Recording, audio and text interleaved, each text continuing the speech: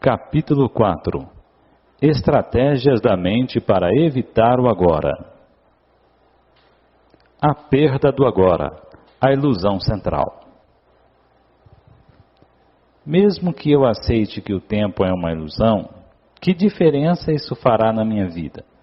Tenho que continuar a viver em um mundo absolutamente dominado pelo tempo. O entendimento intelectual é apenas mais uma crença e não vai fazer muita diferença para a nossa vida. Para perceber essa verdade, temos que vivenciá-la. Quando cada célula do nosso corpo está tão presente que vibra com a vida, e quando conseguimos sentir essa vida a cada momento como a alegria do ser, podemos dizer que estamos livres do tempo. Mas ainda tenho que pagar as contas e sei que vou envelhecer e morrer. Exatamente como todas as pessoas. Como posso dizer que estou livre do tempo? As contas de amanhã não são um problema. A degeneração do corpo não é um problema. A perda do agora é que é o problema. Ou melhor, a ilusão central que transforma uma situação simples, um acontecimento ou uma emoção em um problema pessoal, em um sofrimento. Perder o agora é perder o ser. Livrar-se do tempo é livrar-se da necessidade psicológica tanto do passado quanto do futuro. Isso representa a mais profunda transformação de consciência que possa imaginar. Em casos muito raros, essa mudança na consciência acontece de forma drástica e radical, de uma vez por todas. Quando isso acontece, normalmente é através de uma completa rendição, em meio a um sofrimento intenso. Muitas pessoas, entretanto, têm de trabalhar para obtê-la. Depois dos primeiros vislumbres do estado atemporal de consciência, passamos a viver em um vai e vem entre a dimensão do tempo e a presença. Primeiro você começa a perceber que a sua atenção raramente está no agora. Entretanto, saber que você não está presente já é um grande sucesso. O simples saber já é presença, mesmo que no início dure só alguns segundos no tempo do relógio antes de desaparecer outra vez. Depois, com uma frequência cada vez maior, você escolhe dirigir o foco da consciência para o momento presente. Você se torna capaz de ficar presente por períodos mais longos. Portanto, antes que sejamos capazes de nos estabelecer com firmeza no estado de presença, oscilamos periodicamente de um lado para o outro, entre a consciência e a inconsciência, entre o estado de presença e o estado de identificação com a mente. Perdemos o agora várias vezes, mas retornamos a eles. Por fim, a presença se torna o estado predominante. A maioria das pessoas nunca vivencia a presença. Ela acontece apenas de um modo breve e acidental, em raras ocasiões, sem ser reconhecida pelo que é. Muitos seres humanos não se alternam entre a consciência e a inconsciência, mas somente entre diferentes níveis de inconsciência. A inconsciência comum e a inconsciência profunda. O que você quer dizer com diferentes níveis de inconsciência? Como você provavelmente sabe, o ser humano se desloca constantemente entre fases do sono em que sonha e que não sonha. Da mesma forma, a maioria das pessoas, quando acordada, se alterna entre a inconsciência comum e a inconsciência profunda. Chamo de inconsciência comum essa identificação com os nossos processos de pensamentos e emoções, nossas reações, desejos e aversões. É o estado normal da maioria das pessoas. Nesse estado somos governados pela mente e não temos consciência do ser. Não se trata de um estado de sofrimento agudo ou de infelicidade, mas de um nível baixo e contínuo de desconforto, descontentamento, enfado ou nervosismo, como uma espécie de estática ao fundo. Talvez você não perceba muito bem essa situação porque ela já faz parte de nossa vida normal, da mesma forma que você não percebe um barulho contínuo ao fundo, como o zumbido do ar-condicionado, até que ele pare. Quando isso acontece de repente, ocorre uma sensação de alívio. Muitas pessoas usam a bebida, as drogas, o sexo, a comida, o trabalho, a televisão ou até mesmo o ato de fazer compras como um anestésico, em uma tentativa inconsciente para acabar com esse desconforto básico. Quando isso acontece, uma atividade que poderia ser muito agradável, se feita com moderação, passa a ter um componente de compulsão ou dependência, e tudo o que se obtém sob essa influência traz uma sensação de alívio, por um período extremamente curto. A sensação de desconforto da inconsciência comum se transforma no sofrimento da inconsciência profunda, ou seja, um estado de sofrimento ou infelicidade mais agudo e mais perceptível quando as coisas vão mal, quando o ego é ameaçado ou quando existe um desafio maior, tal como a perda real ou imaginária em nossa situação de vida, ou um conflito numa relação. A inconsciência profunda é uma versão ampliada da inconsciência comum, da qual difere na intensidade, mas não na espécie. Na inconsciência comum, uma resistência habitual ou uma negação daquilo que é, cria um desconforto que a maioria das pessoas aceita como algo normal. Quando essa resistência se intensifica através de algum desafio ou ameaça ao ego, faz aflorar uma negatividade intensa que se manifesta sob a forma de raiva, medo profundo, agressão, depressão e etc. A inconsciência profunda significa com frequência que o sofrimento começou e que você passou a se identificar com ele. A violência física não aconteceria sem o estado de inconsciência profunda. Ela pode explodir com facilidade quando as pessoas geram um campo coletivo de energia negativa. O melhor indicador do nível de consciência é a maneira como você lida com os desafios da vida. É através desses desafios que uma pessoa já inconsciente tende a se tornar mais profundamente inconsciente e uma pessoa consciente a se tornar mais intensamente consciente. Podemos nos valer de um desafio para nos acordar ou para permitir que ele nos empurre para um sono ainda mais profundo. O sonho, no nível da inconsciência comum, se transforma então em pesadelo. Se você não consegue estar presente mesmo em situações normais, como por exemplo quando está sozinho em uma sala, caminhando no campo ou ouvindo alguém, certamente não será capaz de permanecer consciente quando alguma coisa vai mal. Será dominado por uma reação que é sempre, em última análise, alguma forma de medo e é empurrado para uma inconsciência profunda. Esses desafios são os seus testes. Só o modo como você lida com eles lhe mostrará onde você está no que se refere ao seu estado de consciência e não a quantidade de horas que você consegue ficar sentado com os olhos fechados.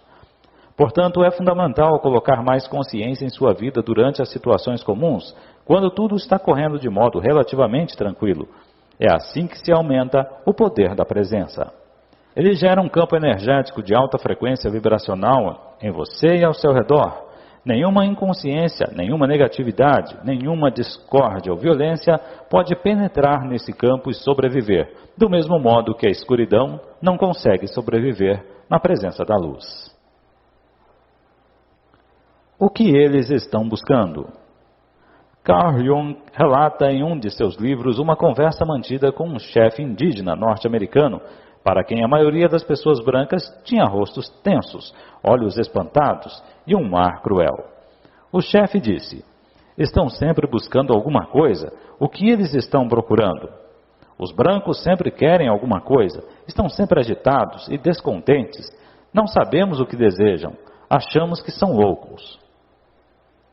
Não há dúvida de que a tendência a uma permanente sensação de desconforto começou muito antes do surgimento da civilização industrial ocidental.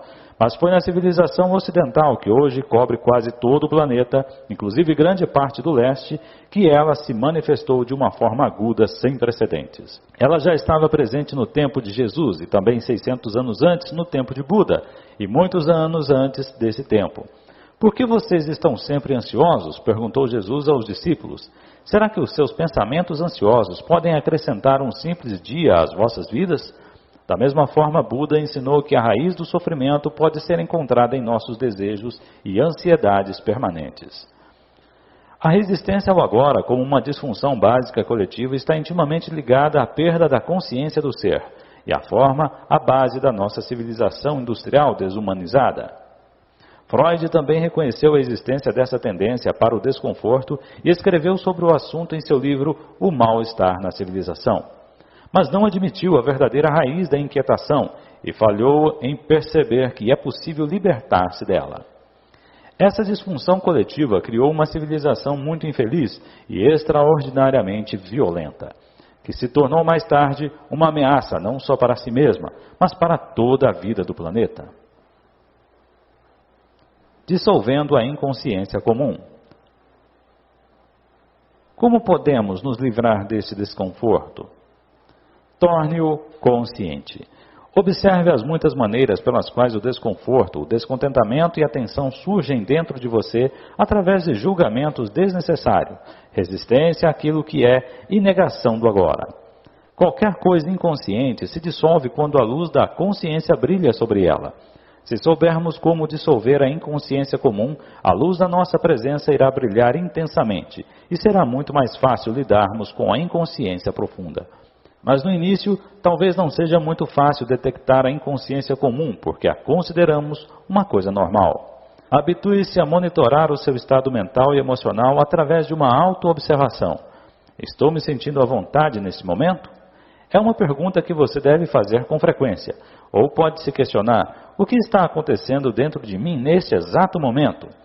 Mantenha o mesmo nível de interesse pelo que vai tanto no seu interior quanto no seu exterior. Se você captar corretamente o interior, o exterior se encaixará no lugar. A realidade principal está no interior. A realidade externa é secundária. Mas não responda logo a essas questões. Direcione a sua atenção para o interior. Olhe para dentro de você. Que tipo de pensamentos a sua mente está produzindo? O que você sente? Dirija-se a atenção para o seu corpo. Existe alguma tensão? Quando você perceber um certo desconforto, um ruído estático ou fundo, verifique que caminhos você está usando para evitar, resistir ou negar a vida, o agora. Existem muitos caminhos pelos quais resistimos inconscientemente ao momento presente. Vou dar alguns exemplos. Com a prática, o seu poder de autoobservação, de monitorar o seu estado interior, se tornará mais aguçado. Libertando-se da infelicidade.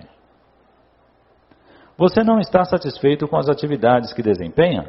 Talvez não goste de seu trabalho ou tenha se aborrecido por ter concordado em fazer alguma coisa, embora parte de você não goste e ofereça resistência.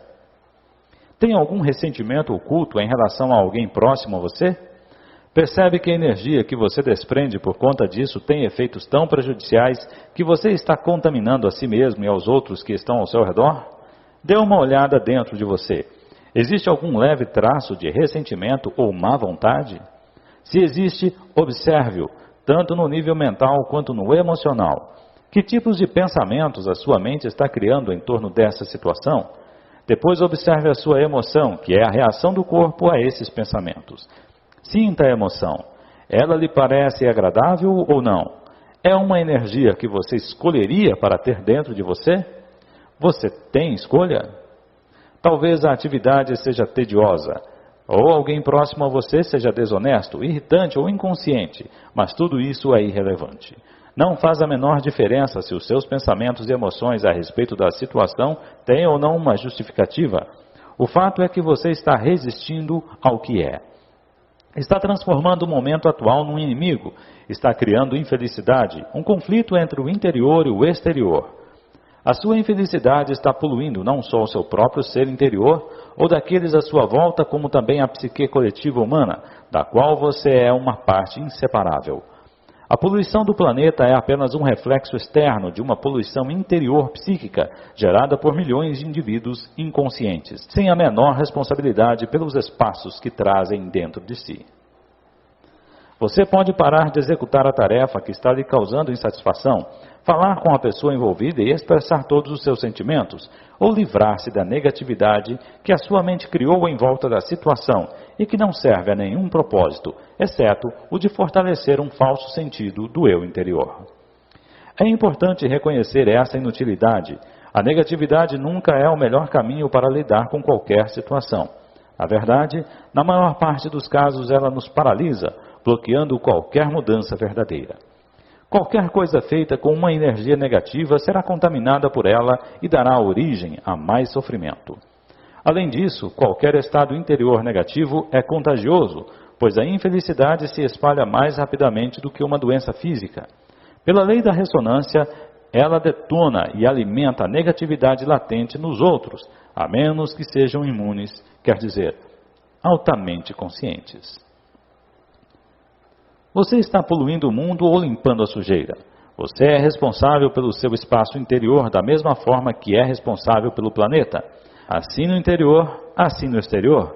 Se os seres humanos limparem a poluição interior, deixarão então de criar a poluição externa. Mas como podemos nos livrar da negatividade? Descartando-a, como nos livramos de um pedaço de carvão em brasa que está em nossas mãos? Como nos livramos de uma bagagem pesada e inútil que estamos carregando? Reconhecendo que não desejamos mais sofrer nem carregar peso e deixando-a de lado. A inconsciência profunda, como o sofrimento físico ou outro sofrimento profundo, como por exemplo a perda de uma pessoa amada, quase sempre necessita ser transformada através da aceitação combinada com a luz da presença, ou seja, através de uma atenção consciente. Por outro lado, muitos padrões da inconsciência comum podem ser simplesmente descartados ao percebermos que não os queremos mais, ou que não precisamos mais deles, que temos uma escolha e que não somos só um feixe de reflexos condicionados.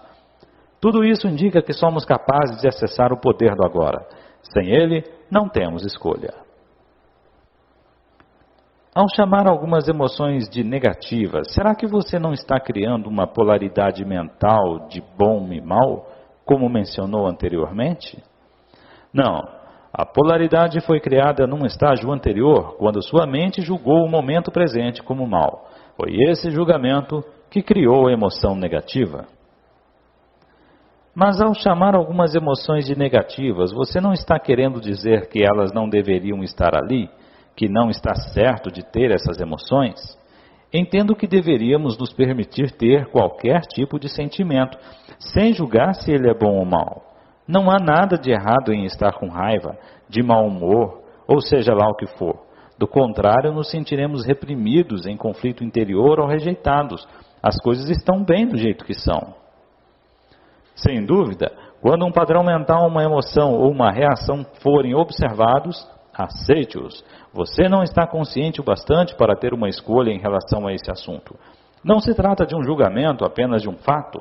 Se você tivesse uma escolha ou percebesse que de fato tem uma escolha, escolheria o sofrimento ou a alegria, o conforto ou o desconforto, a paz ou o conflito. Escolheria um pensamento ou um sentimento que separasse você do seu estado natural de bem-estar, da alegria ou da vida interior. Chamo de negativo qualquer sentimento dessa natureza, o que significa simplesmente mal. Não no sentido de você não deveria ter feito isso, mas simplesmente mal, no sentido concreto, como sentir dor de estômago. Como é possível que os seres humanos tenham assassinado mais de 100 milhões de seus semelhantes apenas no século XX? Pessoas infligindo um sofrimento de tal magnitude umas às outras está além de qualquer coisa que você possa imaginar. E isso sem considerar a violência física, mental e emocional, a tortura, o sofrimento e a crueldade que os humanos continuam a infligir uns aos outros, bem como a outros seres vivos. Será que agem assim em seu estado natural, em contato com a alegria da vida dentro deles? É claro que não. Somente aqueles que vivem num estado profundamente negativo, que se sentem de fato muito mal, poderiam ver tal realidade como um reflexo do modo como se sentem. No momento, essas pessoas estão empenhadas em destruir a natureza e o planeta que nos sustenta. Isso é inacreditável, mas é verdadeiro. O homem é uma espécie perigosamente insana e doente. Isso não é um julgamento, é um fato. É também um fato que a sanidade está lá, por baixo da loucura. A cura e a redenção estão disponíveis nesse exato momento. É verdade que quando aceita seu ressentimento, o mau humor, a raiva, etc., você não sente mais necessidade de manifestá-los de maneira cega e tem menos chance de projetá-los sobre os outros. Mas eu me pergunto se você está se iludindo. Quando uma pessoa vem praticando a aceitação por um tempo, como é o seu caso, chega a um ponto em que precisa passar para o estágio seguinte, onde essas emoções negativas não são mais criadas. Se você não passa, a aceitação se torna apenas um rótulo mental que permite ao seu ego continuar a ser tolerante com a tristeza e, dessa forma, fortalecer o sentimento de separação das outras pessoas, do seu ambiente, do seu aqui e agora. Como você bem sabe, a separação é a base do sentido de identidade do ego. A aceitação verdadeira poderia transformar tudo de uma vez por todas. E se sabe bem lá no fundo que tudo está bem, como você diz, será que esses pensamentos negativos viriam em primeiro lugar? Se não houver julgamento nem resistência ao que é, eles nem surgem. A sua mente diz que tudo está bem, mas no fundo você não acredita nisso. E assim, os velhos padrões de resistência mental e emocional ainda estão ali. É isso o que nos faz mal. Isso também não tem importância. Você está defendendo o seu direito de ser inconsciente? O seu desejo de sofrer? Não se preocupe, pois ninguém vai lhe tirar esse direito. Ao perceber que um determinado tipo de alimento lhe faz mal, você continuaria a comer aquele alimento e insistiria em afirmar que não se importa em passar mal? Onde quer que você esteja, esteja por inteiro. Você pode dar outros exemplos da inconsciência comum? Observe quando estiver reclamando, com palavras ou pensamentos, de uma situação que envolva você. Pode ser alguém que fez ou disse algo que lhe aborreceu, algo sobre a sua situação de vida, ou lugar onde mora, ou até mesmo sobre o tempo. Reclamar é sempre uma não aceitação de algo que é. Essa atitude contém variavelmente uma carga negativa, inconsciente. Quando você reclama, transforma-se em vítima. Quando fala, você está no controle. Portanto, mude a sua situação agindo ou falando, caso seja necessário ou possível. Ou então fuja da situação. Ou se não, aceite-a. Tudo mais é loucura. A inconsciência comum é sempre relacionada de algum modo com a negação do agora. O agora naturalmente também implica o aqui. Você está resistindo ao aqui e agora? Algumas pessoas prefeririam estar num outro lugar. O aqui delas nunca é suficientemente bom. Observe-se e verifique se isso acontece em sua vida. Onde quer que você esteja, esteja lá por inteiro. Se você acha insuportável o seu aqui e agora, e isso o faz infeliz, há 3 opções. Abandone a situação, mude-a ou aceite-a totalmente. Se você deseja ter responsabilidade sobre a sua vida, deve escolher uma dessas opções e deve fazê-lo agora. Depois, arque com as consequências. Sem desculpas, sem negatividade, sem poluição física. Mantenha limpo o seu espaço interior. Se você tomar qualquer atitude abandonando ou mudando a situação, livre-se primeiro da negatividade. Uma atitude originada no discernimento tem mais efeito do que uma originada na negatividade. Uma atitude qualquer é muitas vezes melhor do que nenhuma atitude, especialmente se há muito tempo você está paralisado numa situação infeliz. Se for uma atitude errada, ao menos você aprenderá alguma coisa, caso em que deixará de ser um erro. Se você não agir, nada aprenderá. Será que o medo está impedindo que você tome uma atitude? Admita o medo, observe-o, concentre-se nele, esteja totalmente presente. Isto corta a ligação entre o medo e o pensamento. Não deixe o medo nascer em sua mente. Use o poder do agora. O medo não pode prevalecer sobre ele. Se não há mesmo nada a fazer e você não pode mudar a situação, então aceite o aqui e o agora totalmente, abandonando toda a resistência interior. O falso infeliz eu interior, que adora sentir-se miserável, ressentido ou com pena de si mesmo, não consegue mais sobreviver. Isso se chama rendição. A rendição não é uma fraqueza. Há uma grande força nela. Somente alguém que se rendeu tem poder espiritual para tal. Através da rendição, você se livrará da situação internamente. É possível que você perceba uma mudança na situação sem que tenha sido necessário maiores esforços da sua parte. De qualquer forma, você está livre. Ou haverá algo que você deveria estar fazendo, mas não está. Levante-se e faça agora. Ou, em vez disso, aceite totalmente a sua inatividade, preguiça ou passividade neste momento, se esta é a sua escolha. Mergulhe nela por inteiro, desfrute-a. Seja tão preguiçoso ou inativo quanto puder. Se você fizer isso conscientemente, logo sairá dela. Ou talvez não. Em qualquer dos casos, não há nenhum conflito interior, nenhuma resistência e nenhuma negatividade. Você está sofrendo de estresse? Pensa tanto no futuro que o presente está reduzido a um meio para chegar lá? O estresse é causado pelo estar aqui, embora se deseje estar lá, ou por se estar no presente, desejando estar no futuro. É uma divisão que corta a pessoa por dentro. Criar e viver com essa divisão é insano. O fato de que todas as pessoas estão agindo assim não torna ninguém menos insano. Se você não pode fugir disso, tem de se movimentar rápido, trabalhar rápido ou até mesmo correr, sem projetar no futuro e sem resistir ao presente. Quando se movimentar, trabalhar e correr, faça tudo por inteiro. Desfrute o fluxo de energia, a alta energia desse momento. Agora não há mais estresse, não há mais divisão em dois, apenas o movimento, a corrida, o trabalho. Desfrute essas atitudes. Ou você também pode abandonar tudo e se sentar num banco do parque. Mas ao fazê-lo, observe a sua mente. Pode ser que ela lhe diga, você devia estar trabalhando, está perdendo seu tempo. Observe a sua mente dizendo isso. Sorria para ela. O passado toma uma grande parte de sua atenção. Você frequentemente fala e pensa sobre ele tanto de forma positiva quanto negativa.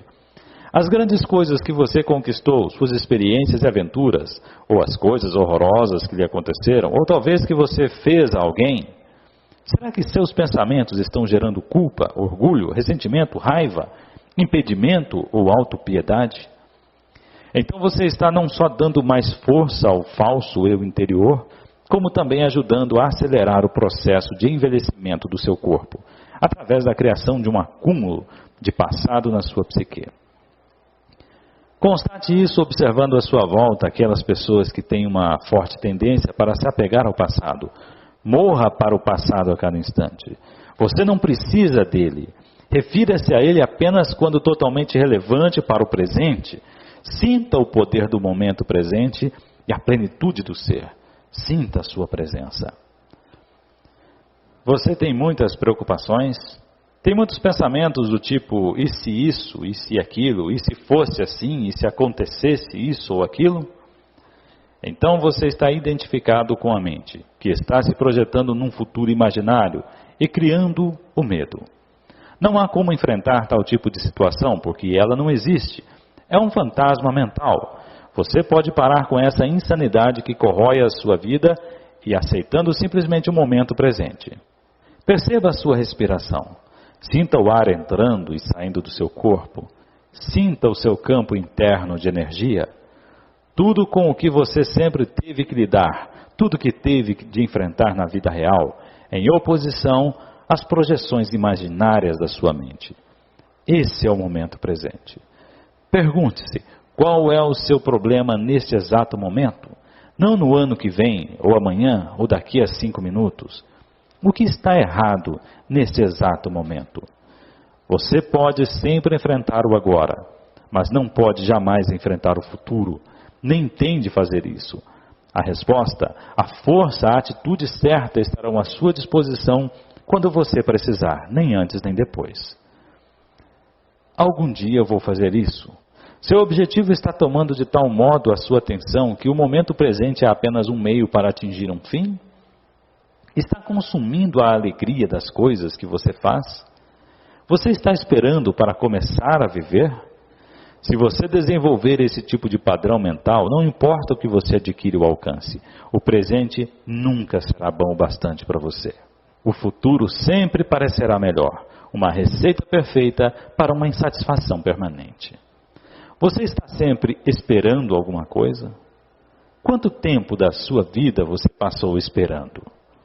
Chamo espera de pequena escala a espera na fila do correio, num engarrafamento de automóveis, no aeroporto, por alguém que vai chegar, um trabalho que precisa ser terminado, etc. Chamo de espera em grande escala a espera pelas próximas férias, por um emprego melhor, pelos filhos crescidos, por uma relação verdadeiramente significativa, pelo sucesso, por ficar rico, por ser importante, por se tornar iluminado. Não é raro que as pessoas passam a vida toda esperando para começar a viver. Esperar é um estado mental. Significa basicamente desejar o futuro e não querer o presente. Você não quer o que conseguiu e deseja aquilo que não conseguiu. Em qualquer dos dois tipos de espera, você inconscientemente cria um conflito interior entre o seu aqui e agora, onde você não quer estar, e o futuro projetado onde você quer estar. Essa situação reduz grandemente a qualidade da sua vida ao fazer você perder o presente. Não há nada de errado em nos empenharmos para melhorar a nossa situação de vida. Podemos melhorar a situação da nossa vida, mas não podemos melhorar a nossa vida. A vida é básica, a vida é o ser interior mais profundo, é um todo completo, perfeito. A nossa situação de vida se constitui das nossas circunstâncias e experiências. Não há nada de errado em estabelecermos metas e nos empenharmos para conseguir bens. O erro resiste em usar isso como um substituto para o sentimento da vida, para o ser. O único ponto de acesso a isso é o agora. Agimos assim como um arquiteto que não dá atenção às funções de uma construção, mas que gasta um bom tempo projetando os acabamentos. Por exemplo, muitos de nós estamos à espera da prosperidade. Ela pode não acontecer no futuro. Quando respeitamos, admitimos e aceitamos completamente a realidade do presente, onde estamos, quem somos e o que estamos fazendo agora, quando aceitamos o que temos, isso significa que estamos agradecidos pelo que conseguimos, pelo que é, pelo ser. A gratidão pelo momento presente e pela plenitude da vida atual é a verdadeira prosperidade. Não está no futuro. Então, no tempo certo, essa prosperidade se manifesta para nós de várias maneiras. Se você não encontra satisfação nas coisas que possui, se tem um sentimento de frustração ou de aborrecimento por não ter tudo o que quer no presente, isso pode levá-lo a querer enriquecer. Mas mesmo que consiga milhões, continuará a ter a sensação que falta alguma coisa em sua vida. Talvez o dinheiro lhe compre muitas experiências excitantes, embora passageiras, deixando sempre uma sensação de vazio e estimulando uma necessidade de gratificação física ou psicológica ainda maior. Você não vai se conformar em simplesmente ser, e assim sentir a plenitude da vida agora, a verdadeira prosperidade. Portanto, desista da espera como um estado da mente. Quando você se vira escorregando para a espera, pule fora. Venha para o momento presente, apenas seja e aprecie o ser. Quando estamos presentes, nunca precisamos esperar por nada. Portanto, da próxima vez que alguém disser, desculpe por ter feito você esperar, sua resposta poderá ser, está tudo bem, não estava esperando. Estava aqui contente comigo, com meu eu interior. Essas são apenas algumas das estratégias comuns da mente para negar o momento presente, já incorporadas à inconsciência comum. São fáceis de passar despercebidas, porque já estão entranhadas em nosso modo de vida, como o ruído de um fundo do nosso eterno descontentamento. Mas quanto mais você praticar o monitoramento do seu estado interior, emocional e mental, mais fácil será perceber em que momento você foi capturado pelo passado e pelo futuro, bem como despertar da ilusão do tempo dentro do presente. Mas tenha cuidado, porque o eu interior falso e infeliz baseado na identificação com a mente vive no tempo. Ele sabe que o presente significa sua própria morte e sente-se ameaçado. Fará tudo para afastar você do agora. Tentará manter você preso ao tempo. O propósito interno da nossa jornada de vida. Posso perceber a verdade do que você está dizendo, mas ainda acho que devíamos ter um propósito em nossa jornada. Do contrário, ficamos sem rumo. Propósito significa futuro, não significa? Como conciliar isso com viver no presente? Ao partir numa jornada, é claro que ajuda muito sabermos para onde vamos, ou ao menos a direção geral que estamos tomando. Entretanto, não podemos esquecer que a única coisa real sobre a nossa jornada é o passo que estamos dando nesse exato momento. Isso é tudo o que existe. Nossa jornada de vida tem um propósito externo e um interno. O propósito externo é o de alcançarmos o objetivo ou destino, realizarmos o que estabelecemos cumprir, adquirirmos uma coisa ou outra, o que, é claro, envolve o futuro. Mas se o destino ou os passos que vamos dar no futuro tomam tanta nossa atenção que se tornam mais importantes do que o passo que estamos dando agora, isso significa que perdemos completamente o propósito interno da vida, que não tem nada a ver com onde estamos indo ou com o que estamos fazendo, mas tudo a ver com o de que modo estamos fazendo. Esse propósito interno não está relacionado com o futuro, e sim com a qualidade da nossa consciência no momento presente. O propósito externo pertence à dimensão horizontal de tempo e espaço, enquanto o interno diz respeito ao aprofundamento do ser na dimensão vertical, do eterno agora. Nossa jornada externa pode conter 1 milhão de passos, mas a jornada interna só tem um, que é o passo que estamos dando neste exato momento. Quando tomamos mais consciência desse passo, percebemos que ele já contém dentro de si todos os outros passos, assim como o nosso destino. Esse único passo se vê transformado em uma expressão de perfeição, um ato de grande beleza e qualidade. Ele terá nos levado para dentro do ser, e a luz do ser brilhará através dele. Este é tanto o propósito quanto a realização da nossa jornada interior, a jornada para dentro de nós mesmos. Faz diferença se alcançarmos nosso propósito externo, se somos bem-sucedidos ou se fracassamos? Faz diferença se você não tiver alcançado o seu propósito interno. Depois disso, o propósito externo é só um jogo que você pode apreciar e querer continuar jogando. Pode acontecer também de você falhar em seu propósito externo e, ao mesmo tempo, ter pleno sucesso em seu propósito interno. Ou, de outra forma, até mais comum, pode obter riqueza externa e pobreza interna, ou ganhar o mundo e perder a alma, nas palavras de Jesus. Claro que no fim cada propósito externo está condenado a fracassar mais cedo ou mais tarde, simplesmente porque está sujeito à lei da não permanência de todas as coisas. Depois de ter constatado as limitações do seu propósito externo, você desiste da expectativa irreal de que ele deveria fazer a sua felicidade e torna-o subserviente ao seu propósito interno. O passado não consegue sobreviver diante da presença. Você disse que pensar ou falar no passado é um dos caminhos pelos quais evitamos o presente. Mas além do passado do qual nos lembramos e com que talvez nos identifiquemos, não existe um outro nível de passado mais enraizado dentro de nós?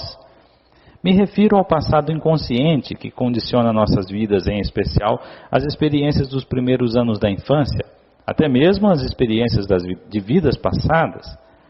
Existem também os condicionamentos culturais tão relacionados ao lugar e ao período histórico em que vivemos. Todas essas coisas determinam o modo como vemos o mundo, o que pensamos, que tipo de relacionamentos mantemos, como vivemos.